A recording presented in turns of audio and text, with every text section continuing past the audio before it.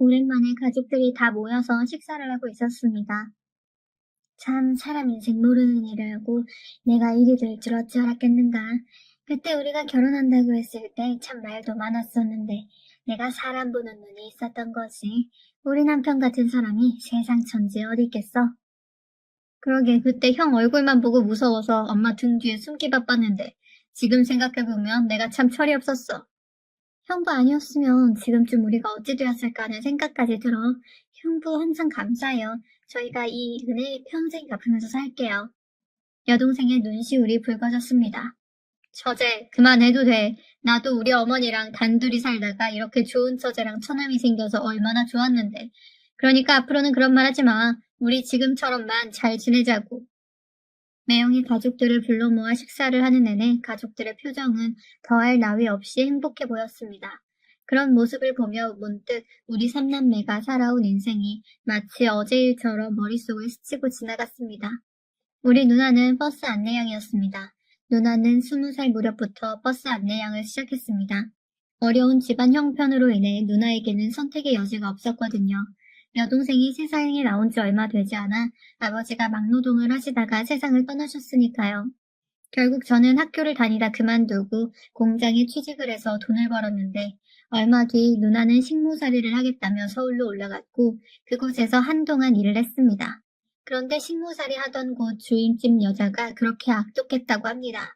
결국에는 참다 얼마 뒤 누나는 아는 사람의 소개로 식모살이를 그만두던 무렵부터 버스 안내양을 하게 되었습니다. 그때 당시 누나가 할 수 있는 일은 많지 않았으니까요. 이 누나가 돈 많이 벌어서 올 테니까 니들 돈 걱정은 하지 말고 공부 열심히 해야 한다. 그래야 나중에 서로 안 받고 살 수 있어. 누나가 동생과 저를 지그시 바라봤습니다. 그래봤자 누나와 제 나이가 3살 차이였는데 저는 그때 고등학생이었고 누나는 이제 막 20살이었습니다. 누나 덕분에 고등학교까지 다니고 있는데 나도 학교 졸업하면 바로 취업할게. 그때까지만 기다려. 제가 미안한 듯 누나를 바라봤어요. 쓸데없는 생각하지 말고 공부나 열심히 해. 그래야 누나가 고생한 보람이 있지. 니들은 다른 생각하지 말고 공부나 열심히 해. 누나가 단호한 목소리로 말했어요. 그렇게 누나는 서울로 올라가서 버스 안내양을 시작했습니다. 아마도 우리 나이대 분들이라면 버스 안내양이란 직업을 다들 아시리라 생각합니다. 그때 당시 버스에는 버스 안내양이 한 명씩 있었으니까요. 버스 안내양이 있었던 누나는 새벽 5시에 출근해서 밤 늦게까지 일을 해야만 했습니다. 이제 막 20살이 되었던 여리디 여린 누나는 늦은 밤까지 버스에서 일을 했습니다. 가끔 집에 내려온 누나의 말에 따르면 항상 잠이 부족했기에 아침밥을 제대로 먹고 다닌 적이 없었다고 할 정도였어요. 어느 날 집에 내려온 누나는 종일 잠만 자기 바빴는데 잠을 자다가 가끔은 잠꼬대를 하기도 했어요. 오라이 라는 말을 중얼거리기도 했거든요. 누나의 잠꼬대에서 삶의 고단함이 그대로 느껴지곤 했습니다. 평소 내성적이었던 누나는 버스 안내양에 합격을 하자마자 오라이라는 말을 수도 없이 많이 연습했어요. 오라이! 이 말이 안 나오면 어쩌나 그게 제일 걱정이야. 내가 자세히 보니 아주 큰 소리로 말을 해야 하더라고. 오라이! 내 목소리 어떠니? 좀 크니? 누나가 버스를 탕탕 치는 흉내를 내며 힘껏 오라이를 외쳤습니다. 글쎄, 근데 목소리가 조금 작은 것 같은데 버스에 사람이 엄청 많잖아. 그리고 더 크게 해야 할 것 같은데. 오라이! 이 정도는 돼야 하지 않을까? 제가 목청껏 외치며 누나를 바라봤어요. 오라이! 이렇게 하는 거 아니야? 우리 뒤에서 책을 읽고 있던 여동생이 우리를 보며 깔깔 웃어댔어요. 그렇게 우리 셋은 한동안 오라이를 연습하며 얼마나 웃었는지 모르겠습니다. 작은 방에 앉아서 셋이서 깔깔거리며 웃던 그때가 바로 엊그제일 같은데 벌써 우리 삼남매가 이렇게 나이를 먹었네요. 우리 누나는 그렇게 버스에서 오라이를 몇 번이나 외쳐댔을까요? 버스를 탈 때마다 우리 누나가 생각나서 항상 마음 깊은 곳에서 뜨거운 무엇인가가 올라오곤 했습니다. 그리고 항상 불안하고 무섭기도 했어요. 일을 하다가 혹시나 누나가 다치진 않을까 걱정이 되었으니까요. 누나는 그렇게 26살 때까지 버스 안내양을 했습니다. 원래는 20살 중반이 되기 전에 그만둔다고 했는데 우리 누나는 악착같이 조금 더 버텨냈습니다. 그러던 어느 날 갑자기 누나가 버스 안내양 일을 그만두겠다고 말을 했어요. 그래, 많이 힘들었지? 그 일이 어디 보통 일이었겠어. 그동안 네가 벌어서 뒷바라지하느라 고생이 많았다. 이젠 좀 쉬어. 내가 너한테 항상 염치가 없다. 누나만 보면 미안해하시던 엄마가 누나의 손을 꼭 붙잡은 채 눈물을 흘렸어요. 엄마가 잘못한 게 뭐가 있다고 그래. 엄마도 그동안 고생 많이 했잖아. 근데 나 힘들어서 그만두는 게 아니라 사실 결혼하고 싶은 사람이 생겼어. 그래서 그만둔다는 거야. 그리고 나이도 많아서 더 이상 하기 어렵. 너 사귀는 사람이 있었어? 그동안 아무 말도 안 했잖아. 엄마가 놀란 듯 누나를 빤히 바라봤어요. 결혼이 확실해지면 말하려고 했지. 근데 내가 한동안 지켜봤는데 사람이 아주 성실하고 착해. 뭐 하는 사람인데? 일하다가 만난 거야? 그냥 농사를 꽤 크게 짓는다고 하는데 이것저것 안 하는 농작물이 없는 것 같아. 거기다가 시어머니 되실 분도 좋은 분이시고. 누나는 활짝 웃고 있었지만 엄마의 표정은 심란해 보였어요. 농사 짓는 게 아주 고된 일인데 하필이면 농사꾼이랑 결혼을 하려고 해. 그럼 너도 평생 농사일 해야 할 거 아니야. 지금까지 고생만 했는데 그냥 멀끔하게 차려입고 회사 다니는 사람 만나서 살림만 하면 좀 좋아? 엄마의 얼굴에는 근심이 가득해 보였습니다. 엄마, 나도 뭐 잘난 것도 없잖아. 사실 그 사람 정도면 내 입장에서는 오히려 감사하다고 해야 될 정도지. 네가 잘난 게 왜 없어? 너 정도 인물이면 어디 내놔도 빠지는 인물이 아닌데. 그렇잖아도 저 밑에 동네 방앗간집 아들이 너 마음에 들어한다고 하더라. 나한테 네 안부를 계속 물어보고 있었어. 저번 명절에 길 가다가 너 보고 아주 예쁘다고 소개시켜달라고 했단 말이야. 그 방앗간집 아들은 서울에서 꽤 괜찮은 회사를 다닌다고 하더만. 차라리 그런 집에 시집 가면 좀 좋아. 가만 보니 얼굴도 멀끔하고 사람 참 괜찮아 보이던데. 농사 짓는 게 어때서 그래? 난 그렇게 멀끔하게 생긴 사람 별로더라고. 남자답게 생긴 사람이 좋아. 기생오래비처럼 생긴 사람 진짜 별로야. 누나는 이미 결정을 한 것인지 그 어느 때보다 단호했어요. 근데 어떻게 만난 거야? 옆에서 듣고만 있던 제가 누나를 바라봤어요. 사실 그 사람 어머님이 소개해줘서 만나게 됐어. 라는 말을 시작으로 누나가 이야기를 시작했습니다. 누나의 말을 대략 정리해보면 이랬습니다. 버스 안내양으로 오라이를 외치며 바쁘게 일을 하고 있던 어느 날 우리 엄마 연세쯤 되어버리는 아주머니 한 분이 버스에 타셨다는데요. 그런데 그분은 평소에도 버스를 자주 타니던 분이셨습니다. 누나뿐만 아니라 버스 기사도 그 아주머니를 다 알 정도였다고 하고요. 그랬던 이유가 있었는데요. 그 아주머니 체구가 굉장히 작았다는데 항상 짐을 바리바리 싸들고 타셨답니다. 어휴, 오늘도 한 짐 가지고 타는구만. 저번에는 김치 냄새를 풍기더니 오늘은 뭔 짐이 이렇게 많아 그래? 버스기사 아저씨가 아주머니를 보며 투덜거리기 일쑤였다고 합니다. 하지만 누난 항상 그렇듯 방긋 웃으며 아주머니에게 인사를 했다고 하네요. 아주머니 오늘도 가시는 거예요?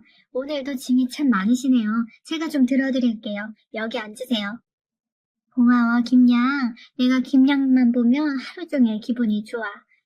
정말요? 저도 아주머니만 보면 우리 엄마 생각이 나서 기분이 좋아요. 그리고 저번에 해주신 멸치조림이랑 볶음김치 정말 잘 먹었어요. 너무 맛있는 거 있죠? 우리 엄마도 볶음김치 잘 하시는데 엄마 생각이 났어요. 그 아주머니는 일주일에 몇 번씩 짐을 바리바리 싸서 친정 어머님을 뵈러 가시곤 했다는데요. 아주머니 남동생 내외가 어머님을 모시고 계셨기에 미안한 마음에 늘 그렇듯 어머니께서 좋아하시는 반찬이나 먹을 것들을 가지고 자주 찾아뵌다고 했어요. 그러다가 누나랑 가까워지게 되었는데 누나가 항상 상냥하게 인사해주고 짐도 들어드리고 해서 누나를 예쁘게 보셨다고 합니다. 그 뒤 누나에게 가끔 반찬도 싸다 주시고 과일도 주시고 그랬다고 하네요. 누나도 그런 아주머니가 싫지 않았기에 친하게 지냈고요. 그런데 그 아주머니에게 다 계획이 있었던 것 같습니다. 아주머니에게는 농사를 짓는 아들이 한 명 있었다는데 그 아들과 우리 누나를 이어주기 위해 그렇게 애를 썼던 모양입니다. 그날도 여느 날과 마찬가지로 누나가 아주머니와 반갑게 인사를 나눴는데요. 저의 김양, 혹시 사귀는 사람 있어? 저요? 아니요. 새벽 5시에 출근해서 밤늦게까지 일하는데 제가 누굴 사귀겠어요? 누나가 수줍게 웃었다고 하네요. 그래, 그럼 마침 잘 됐네. 저기 말이야, 왜 나한테 아들이 하나 있다고 했잖아. 네, 아드님 착하다고 입이 닳도록 말씀하셨잖아요. 그때까지 아주버니의 마음을 눈치채지 못한 듯 누나가 빙그레 웃었다는데요. 그래, 우리 아들이 엄청 착하고 그렇게 성실할 수가 없어. 그런데 말인데, 김양, 혹시 우리 아들 만나볼 생각 없어? 아주머니가 단숨에 누나에게 말을 했답니다. 네? 아주머니 아드님을요? 그래, 내가 그동안 김양을 꽤 오래 봤잖아. 근데 보면 볼수록 사람이 딱 마음에 들어. 아무리 봐도 우리 아들하고 잘 어울릴 것 같아. 그러니까 우리 아들 한 번만 만나봐. 밥이나 먹는다고 한번 생각하면 되잖아. 아주머니가 간절한 눈빛으로 누나를 바라봤습니다. 하지만 누나는 머릿속이 복잡해질 수밖에 없었다는데요. 누나가 결혼을 하고 나면 우리 학비부터 이래저래 걸리는 게 한두 가지가 아니었기 때문에 걱정이 되었답니다. 그랬던 누나가 처음에는 정중히 거절을 했지만 그 뒤로도 아주머니가 누나에게 지속적으로 부탁을 했답니다. 결국 누나는 그동안 아주머니와 친분도 있고 하니 밥이나 먹고 오자 하는 마음으로 아주머니 아들을 만났답니다. 그런데 생각보다 말도 잘 통하고 사람이 그렇게 진국일 수가 없었더라네요. 그렇게 만나다 보니 결혼까지 생각하게 되었고요. 완전 러브스토리네. 누나가 마음에 들면 난 찬성이야. 우리 누나 마음에 드는 사람이면 분명히 괜찮은 사람일 거야. 제가 누나를 보며 활짝 웃었어요.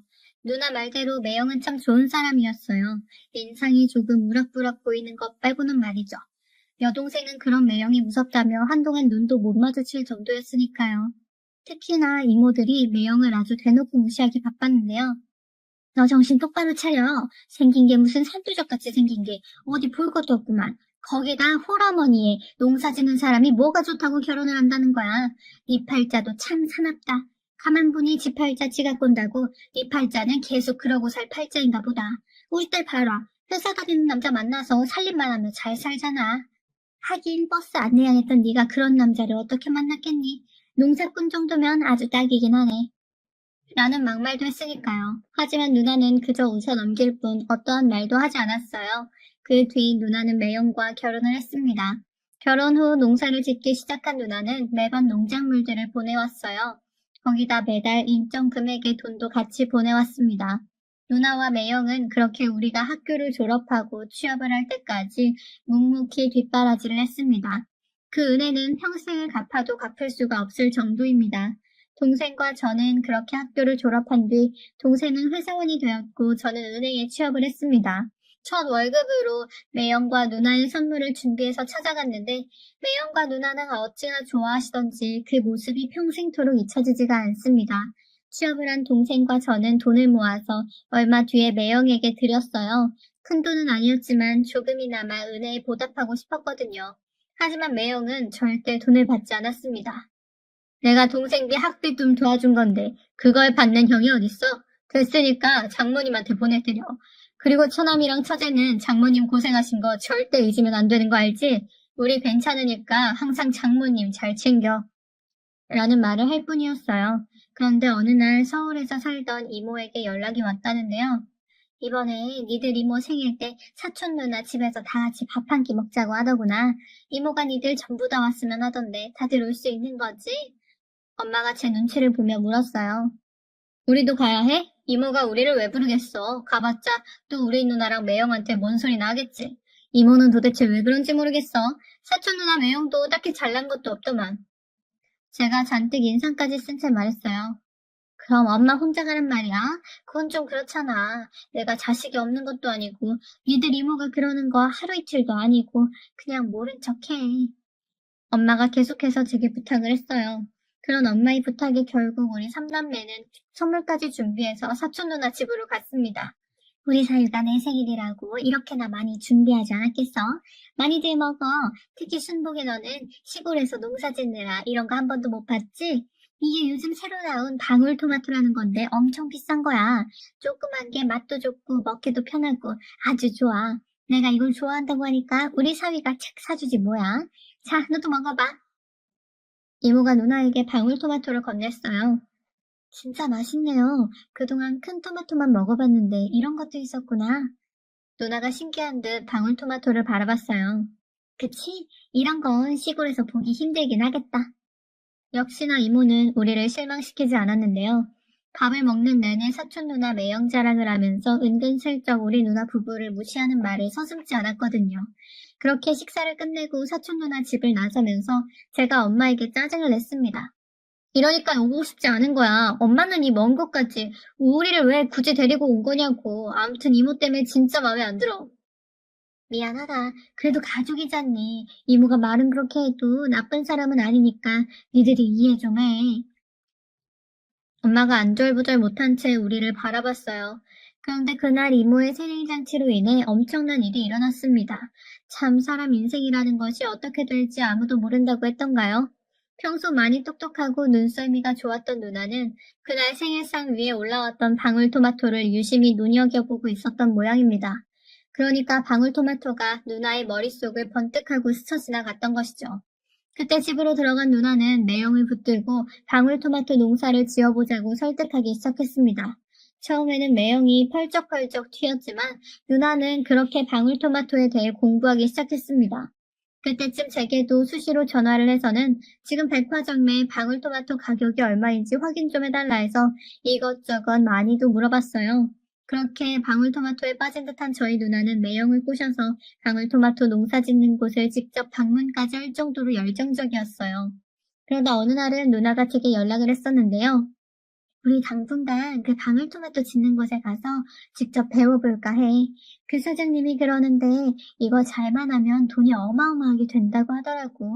여기서 농사 지어봤자 항상 거기서 거기고 가서 배워보려고. 이참에 방울토마토로 바꿔보려고. 그런데 제 입장에서는 걱정이 될 수밖에 없었어요.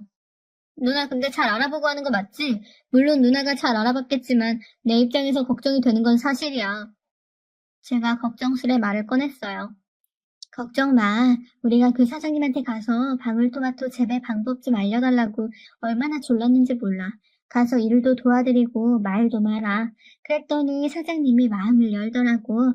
지금 엄청 잘 도와주셔서 내가 인복이 있나 보다 싶어. 참 좋은 분이셔. 그 사장 눈에 들기 위해 얼마나 많은 노력을 했을지 안 봐도 눈앞이 그 모습이 그려질 정도였습니다. 우리 누나라면 그러고도 남았을 테니까요. 그 뒤 누나와 매형은 그 방울토마토 재배 농장에 가서 일꾼으로 일하면서 재배 방법을 배워나갔습니다. 우리 누나가 얼마나 꼼꼼하냐면요. 그 줄 쳐진 공책에 사장님이 말씀해 주신 것들을 어찌나 꼼꼼히 메모해뒀던지 그 공책을 보면 제 눈시울이 붉어질 정도였습니다. 낮에는 종일 일을 하고 밤에는 잠도 설친 채 그렇게 정리를 했더라고요. 아버지가 일찍 돌아가시고 엄마와 함께 우리 가족을 책임져야 했던 누나는 항상 절박한 심정으로 세상과 맞서곤 했었으니까요. 그런 누나의 마음이 고스란히 느껴져서 저도 모르게 눈물이 멈추질 않았습니다. 그리고 그 뒤 누나와 매형은 방울토마토 농사를 시작했는데 첫 해에는 실패를 했습니다. 하지만 누나는 실패를 전혀 두려워하지 않았어요. 다만 실패한 부분에 대해 매형과 함께 연구하고 또 연구했습니다. 그리고 그 다음 해부터 방울토마토 농사가 대박나기 시작했어요. 어느 날 제가 매형에게 전화를 했습니다. 매형, 올해는 좀 어때요? 농사는 잘 됐다면서요. 혹시나 농사 잘 안 돼서 돈 때문에 힘드시면 말씀하세요. 제가 회사 다니면서 모아놓은 돈이 조금 있으니까 그거라도 보내드릴게요. 제가 매형에게 걱정스레 물었어요. 참, 그게 무슨 말이야? 우리 지금 대박 났어. 내가 처남한테만 말하는 건데 차 한 대에 가득 실어 보내면 승용차 한 대가 뽑힐 정도의 돈이 생긴다니까? 이거 완전 노다지야, 노다지. 처남, 이렇게 몇 년만 하면 우리가 우리 빌딩도 세우겠어. 니네 누나 말 안 들었으면 어쩔 뻔했어? 우리 마누라가 복덩이야, 복덩이. 매형의 목소리가 춤을 추고 있었습니다. 정말요? 잘 됐네요. 정말 축하드려요. 그때 당시에는 방울토마토 농사 짓는 사람이 많지 않았습니다. 그래서 방울토마토를 엄청 비싼 가격에 팔 수가 있었거든요. 누나와 매형은 그렇게 꽤 큰 돈을 벌었습니다. 그러던 어느 날 제가 누나에게 전화를 했어요. 누나, 내가 우리 은행 동료들한테 물어보니 누나 집 근처에 상가가 싸게 나왔다고 하던데 돈 묵혀두지 말고 상가 같은 거 하나 사둬봐. 그래도 여기가 시골이라 나중에 많이 오를 거라고 하더라고. 그래, 그렇게 돈 가지고 있으면 쓰기밖에 더 하겠어? 네가 은행 다니다니까 그쪽으로 더 잘 알겠지. 네 매형한테 한번 물어볼게. 누나가 큰 관심을 보였습니다. 제가 보기에 우리 누나는 돈복을 타고난 듯 했어요. 그때 누나가 헐값에 샀던 그 상가가 한참 후에 다시 한번 대박을 쳤거든요. 그렇게 우리 누나는 소위 말하는 건물주가 되어버려 벼락부자가 되었습니다. 참 재미있는 게 말이죠. 우리 누나 부부가 벼락부자가 된 것을 보며 이모가 땅이 꺼져라 한숨을 쉬었어요. 사람이 모른다더니 그 농사꾼들이 벼락부자가 될 줄을 누가 알았겠어. 그때 내가 괜히 방울토마토 얘기를 꺼내서는 라고 이모가 말을 아꼈는데요. 이모가 얼마나 배가 아팠을지 눈에 훤하더라고요. 그 모습을 보며 엄마가 더 약을 올리셨는데요. 그때 방앗갓집 아들이라고 결혼했으면 어쩔 뻔했어? 그 집 아들 생긴 게 곱상하게만 생겨가지고 허구한 날 바람이나 피고 다닌다고 하더구나. 내가 사람 보는 눈이 이렇게 없어. 엄마가 미안한 듯 매형을 바라봤어요. 거봐, 내가 뭘 했어. 우리 남편처럼 듬직하고 착한 사람이 최고야. 누나가 다시 한번 매형을 치켜 세웠어요. 당신 덕분에 잘 된 거지. 이게 어디 내가 잘나서 그래 된 건가? 매형이 쑥스럽다는 듯이 누나를 말렸어요. 그렇게 우리 가족은 한동안 도란도란 얘기를 나눴는데요. 분명 얼마 지나지 않은 것 같은데 세월이 어찌나 손살같이 지나간 건지 모르겠습니다. 우리 삼남매는 아직도 그때 그 추억이 떠오르곤 하는데요. 지나가는 버스를 볼 때마다 버스에서 오라이라고 외치던 누나의 모습이 잊혀지지가 않습니다. 안녕하세요. 썰라디오입니다. 오늘 소개할 사연은 한중년 남성이 동호회에 가입했다가 예상치 못한 유혹에 빠지며 가정과 외도 사이에서 갈등하는 이야기입니다. 사연자는 자신의 한순간의 선택으로 인해 평온했던 삶이 얼마나 흔들리게 되는지 고백하며 후회의 목소리를 전해주셨습니다. 지금부터 그의 이야기를 들어보시죠. 안녕하세요. 저는 올해로 44이 된 이도은이라고 합니다. 결혼 15년 차의 아내와 두 아이가 있는 평범한 가장입니다. 제가 이 사연을 써보내는 이유는 그동안 남들이 보기엔 흔들림 없던 삶이 불과 몇 달 만에 돌이킬 수 없는 혼란 속으로 빠져버렸기 때문입니다. 사실 저는 학창 시절부터 주변에서 잘생겼다는 말을 많이 들었습니다. 대학 시절과 20대 때는 제 얼굴이 스스로도 꽤 괜찮다고 생각할 정도로 인기를 얻었고 여자친구가 끊이지 않았습니다. 그런데 결혼 후에는 그런 일이 자연히 끝날 거라 여겼고 아내와 아이들에게 충실히 살면서 제 외모가 더 이상 큰 영향을 미치지 않을 거라고 생각했죠. 하지만 사람의 욕심이라는 건 환경이 변해도 완전히 없어지진 않더군요. 나이를 먹으며 점점 결혼 생활이 권태롭다고 느껴질 때면 내가 아직 매력이 있는 사람일까? 라는 생각이 머릿속을 스치곤 했습니다. 아내와의 관계는 무난했지만 솔직히 말해 처음 만났을 때의 설렘이나 짜릿함은 오래전에 사라진 상태였습니다. 아이들과 보내는 시간도 소중했지만 온전히 제 자신만을 위한 순간은 사라졌다는 허전함이 마음 한구석에 자리 잡고 있었죠. 그런 와중에 몇 달 전 회사 후배의 추천으로 레저 동호회에 가입하게 되었습니다. 후배가 형님, 주말마다 자전거 타고 등산도 하면서 스트레스를 풀 수 있는 모임이에요. 여자 회원들도 많고 분위기도 좋아요라며 소개했을 때 저는 사실 큰 기대는 없었습니다. 단지 가끔은 집 밖에서 나만의 시간을 가져보고 싶다는 생각이었죠. 동호회 첫 모임 날 저는 꽤 놀랐습니다. 생각했던 것보다 규모도 크고 다양한 연령대와 배경을 가진 사람들이 모여 있더군요. 30대 초중반부터 40대 후반까지 모두 활기차고 친근한 분위기였습니다. 모임에서 활동하는 동안 대화를 나누고 다 같이 즐겁게 웃으며 금세 친해졌죠. 그런데 예상치 못한 상황이 벌어졌습니다. 처음 만난 날부터 여성 회원들이 유독 저에게 관심을 보이는 겁니다. 도은 씨, 처음 보는데 진짜 멋있으세요. 이 동호회 최고 미남이에요. 라며 과장된 칭찬을 하거나 일부는 아예 대놓고 오빠, 오늘 끝나고 저랑 팀 되면 좋겠어요 라며 적극적으로 다가왔습니다. 처음엔 그저 낯설고 어색했습니다. 결혼 후엔 이런 관심을 받아본 적이 거의 없었으니까요. 시간이 지나면서 이 관심에 익숙해지기 시작했고 솔직히 말해 기분이 나쁘진 않았습니다. 내가 아직 매력이 있구나. 나이에 상관없이 누군가에게 호감을 줄 수 있구나라는 생각이 제 자존감을 살짝 부추기는 느낌이었죠. 그러나 저는 이런 감정이 단순히 동호회 내의 우호적인 관계에서 끝날 거라 믿었습니다. 그런데 그 믿음은 동호회에서 유독 돋보였던 윤혜인이라는 여성 회원을 만나면서 무너졌습니다. 그녀는 37살로 제가 동호회에서 본 여성들 중 가장 눈에 띄는 외모를 가진 사람이었습니다. 처음 만난 날부터 혜인은 리더처럼 사람들을 이끌며 존재감을 과시했죠. 모두가 그녀를 좋아했고 그녀 역시 자신이 받는 주목을 즐기는 듯 보였습니다. 혜인은 처음엔 다정하고 유쾌한 태도로 저에게 접근했습니다. 도훈 씨는 나이보다 훨씬 젊어 보이세요. 운동 많이 하세요? 아니면 원래 잘생긴 거예요? 라며 가벼운 농담을 던졌고 그때마다 저도 쑥스럽게 웃으며 그냥 관리하려고 노력하죠라고 대답했습니다. 그러던 어느 날 혜인이 대놓고 물어왔습니다. 도훈 씨, 결혼 생활은 어때요? 솔직히 좀 심심하지 않으세요? 아이도 키우고 아내랑 오래 같이 살다 보면 권태기 같은 거 느껴질 때 있잖아요. 순간 당황했지만 혜인의 눈빛은 진지했습니다. 저는 누구나 그렇죠. 그래도 아내랑 잘 지내려고 노력 중이에요라고 대답했지만 그녀의 물음은 그저 호기심에서 비롯된 게 아니라는 걸 느꼈습니다. 그날 이후 혜인은 저를 향한 태도를 한층 더 과감하게 바꿨습니다. 뒤풀이 자리에서 그녀는 늘 제 옆자리에 앉으려고 했고 제게 술잔을 따라주며 속삭이듯 말을 건넸습니다. 도훈 씨, 당신 같은 사람은 결혼했어도 가만히 놔두면 안 될 것 같아요. 너무 매력적이라 주변 여자가 가만히 있지 않을 텐데. 안 그래요?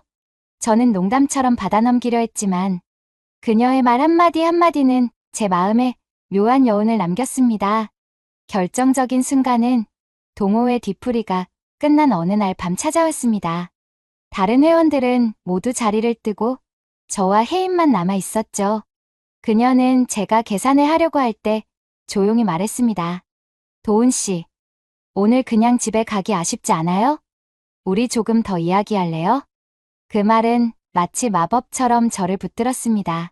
집에 돌아가야 한다는 이성이 머릿속을 울렸지만 한편으론 그녀와의 시간을 더 갖고 싶다는 감정이 스멀스멀 올라왔죠.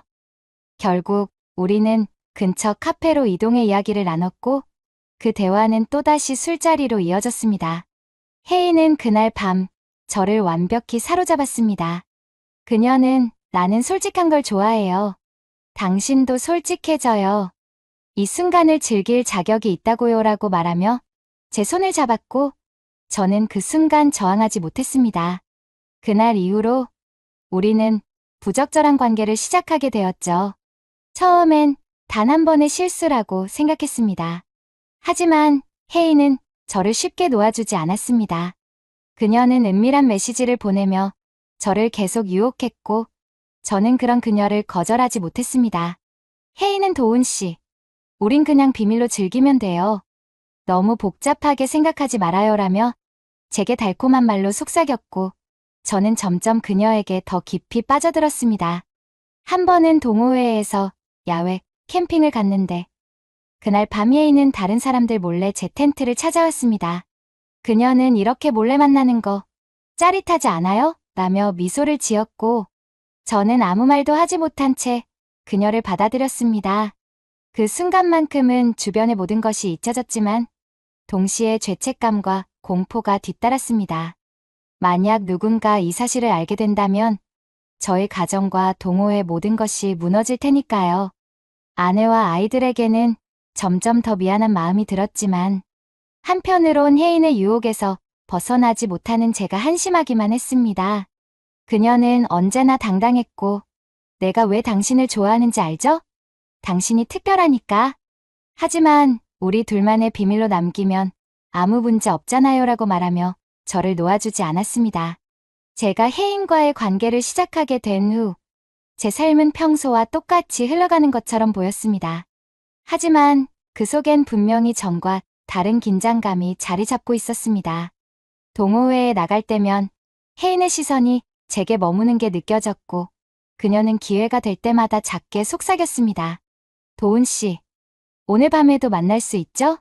못 보면 너무 심심할 것 같아요. 처음엔 단순히 어색한 미소로 넘기곤 했지만 그녀의 말이 점점 더 직접적으로 변하자 저도 점차 그녀의 페이스에 휘말리게 되었습니다.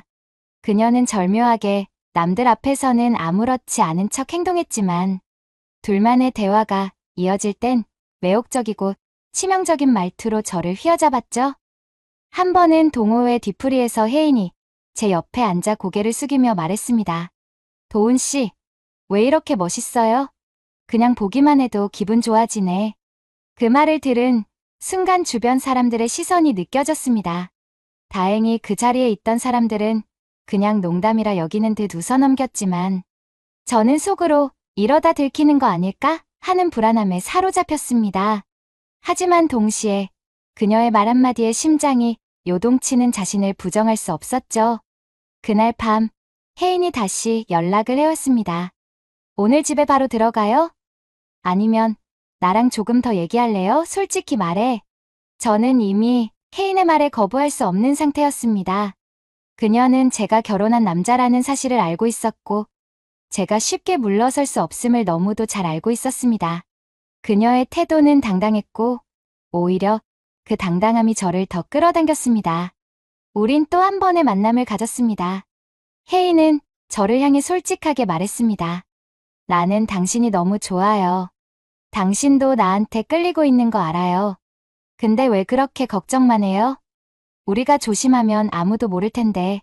그 말을 들으면서 저는 문득 제 자신이 얼마나 나약해졌는지를 깨달았습니다. 아내와 아이들이 있는 집으로 돌아가야 한다는 사실을 알면서도 혜인이 주는 짜릿한 순간을 놓치기 싫다는 생각에 스스로를 합리화하고 있었습니다. 그렇게 혜인과의 관계는 계속되었고 집에서도 점차 변화가 생겼습니다. 아내는 제가 동호회 활동에 너무 몰두한다며